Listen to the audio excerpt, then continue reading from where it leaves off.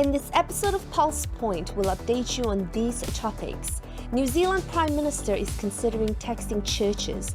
The Ministry of Health reviews the use of puberty blockers on kiwi children. Report shows adults are feeling lonelier. A priest faces legal action after saying homosexuality is a sin. Finally, mark your diary for the Forum on the Family.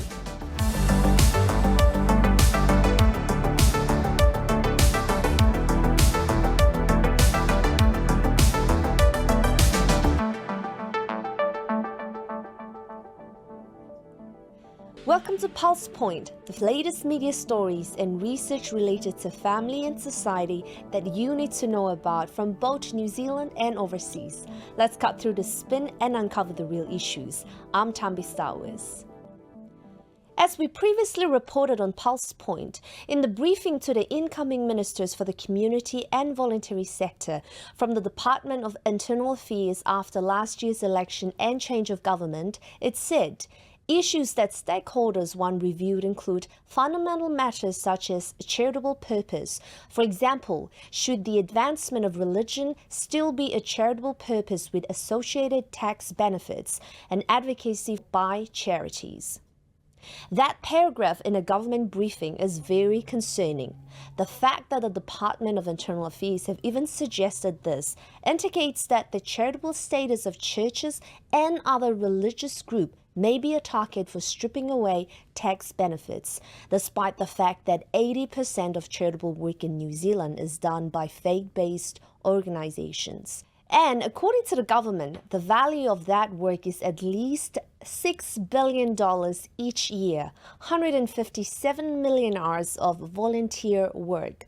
But last week, the media, completely out of the blue and with no real current context or issue directly leading to the question, started to exert some more lobbying pressure to target churches. They asked the Prime Minister about taxing churches. Prime Minister, do you think churches should have to pay tax and rates? Look, I'm actually quite open to that consideration of actually thinking through the broader dimension of our charitable taxation regimes and making sure that that's relevant. We'll certainly be looking at things like that this term. Yep. It is very concerning that this agenda is not only coming from a briefing paper, but now from the Prime Minister. The Mayor of Auckland, Wayne Brown, has already indicated the same target with rates. This was almost 3 weeks ago. Well, everybody that we provide services to, which are pipes and water and roads and footpaths and all rubbish collections and all those things, everybody who uses them should pay for it. It is vital that church leaders ensure that the new Minister for Community and Volunteer Sector, Louise Upston, and also Brooke Van Velden, who oversees the Department of Internal Affairs, receive a strong message that faith and religion is charitable, benefits society to the good, and should be supported because of the significant financial value it gives the country from its volunteer and community work. A landmark report released last week by pediatrician Dr. Hilary Cass is a result of a major independent review on children and gender identity commissioned by the NHS in 2020. Dr. Cass is a former president of the Royal College of Pediatrics and Child Health. Here are some of the key conclusions. Puberty blockers should no longer be prescribed to children except in the context of research due to these powerful drugs' effects on brain development and bone health. Cross-sex hormones, estrogen and testosterone, should be prescribed to trans identifying 16 and 17 years old only with an extremely cautious approach, and there should be a clear clinical rationale for not waiting till the teen is 18. And in one of the interviews with Dr. Cass, she talks about the accompanying mental disorders that include the gender confusion and also the effect of social media encouraging the confusion. These young people are not dramatically different from other young people in terms of the fact that we've got significant increases in poor mental health amongst young people, particularly amongst girls. And so this population in some ways reflects that. But also there are more neurodiverse young people in this cohort. But also pressures and stresses on young people have changed. the whole social and media environment is different. This is the first generation that's grown up with social media from very early on. And obviously there's been a lot of media coverage, as you know, about online harm, the Children's Commission report about early exposure to pornography, and I think all of that, is potentially having an impact. And then finally, this generation of young people just have a different and much more flexible perspective about gender expression, gender identity, which is good because it breaks down some of those gender stereotype boundaries, but that doesn't necessarily mean you have to medicalise how you express your gender identity. She concluded, for most young people, a medical pathway, that is, a medical transition, will not be the best way to manage their gender-related distress. Even for young people, where a medical pathway is clinically suggested, it isn't enough and does not negate the need to address wider mental health and psychological challenges. Young people facing gender-related distress had no significantly different levels of suicide risk to other young people with similar levels of complex presentations. No evidence that gender-affirming treatment reduces suicide risk.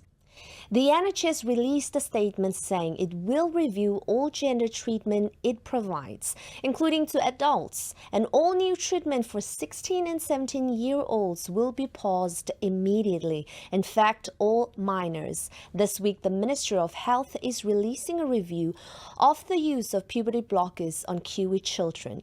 New Zealand has been practicing conversion therapy on our children. It's called a gender-affirming treatment. Confusion, chemicalization, and castration. It's time to stop this atrocious social experiment on our young people. You can watch a more in-depth analysis on MacBlog on our website familyfirst.nz.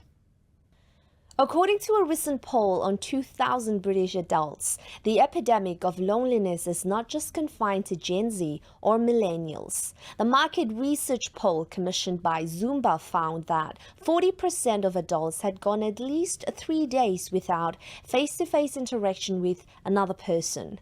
Of the cohort, a quarter felt isolated at their workplaces, and 28% reported feeling lonely at social events. Women and individuals between the ages of 18 to 24 were more likely to report feelings of loneliness. The poll found that toll of loneliness negatively impacted a person's confidence, anxiety levels, and sleep. Feelings of disconnectedness from others or quality relationships had an adverse toll on a person's physical and mental well-being. Interestingly, other findings also found that bonding through shared experiences and being a part of a group, community, or collective working towards a goal could help alleviate loneliness. In our digital age of hyper-connectedness, findings from this recent poll remind us that remaining connected offline and in person is still a vital part of our humanity. The French government is targeting a Catholic priest for calling homosexuality a weakness and declaring that homosexual acts and relationships are sinful. A Catholic priest by the name of Matthew Referee posted a video on social media last month encouraging Christians to fight against their sins, which he said are a form of weakness. Among the sins Referee named was homosexuality. He preached, "We all have weaknesses, those who are greedy, those who are angry, and those who have homosexual tendencies." The priest faced immediate backlash from LGBTQ activists, and French Minister for Gender Equality, Aurore Berge, called Referee's preaching unbearable. Referee's reference to homosexuality as a weakness to be overcome may violate the French ban on so-called conversion therapy. Referee's situation serves as a microcosm to the threat of Christian religious freedom in the West, even here in New Zealand. Our government has enshrined in law anti-gay conversion therapy laws that are overreaching, incoherent, and violation of religious freedom. The New Zealand church is in many ways at an impasse. Will the churches in New Zealand publicly affirm their sexual ethics, or will they succumb to government pressure and be silent? Time will tell. And finally, the Forum on the Family is one of the premier family conferences held each year with international and national speakers and political leaders. Hosted by Family First New Zealand, the Forum brings together a national network of socially conservative organizations, scholars, lobby groups, and leaders. This year's conference will again be held in Manukau City on Friday the 5th of July with a gala dinner on the night of the 4th. This year's theme is protecting the next generation. It's time for all of us to push back against the harmful agendas and ideologies being targeted at our children, including the ones in the womb. And once again, we have an amazing lineup of speakers from the US, Australia, and New Zealand. Go to our website forumonthefamily.nz for all the information you need. Register today. Don't miss this important family conference. Let's build a culture that protects our children, the next generation. And that's the latest episode of PulsePoint. You can check out all these stories and more on our website, familyfirst.nz. We'll keep watching the news so that you don't have to. See you next time.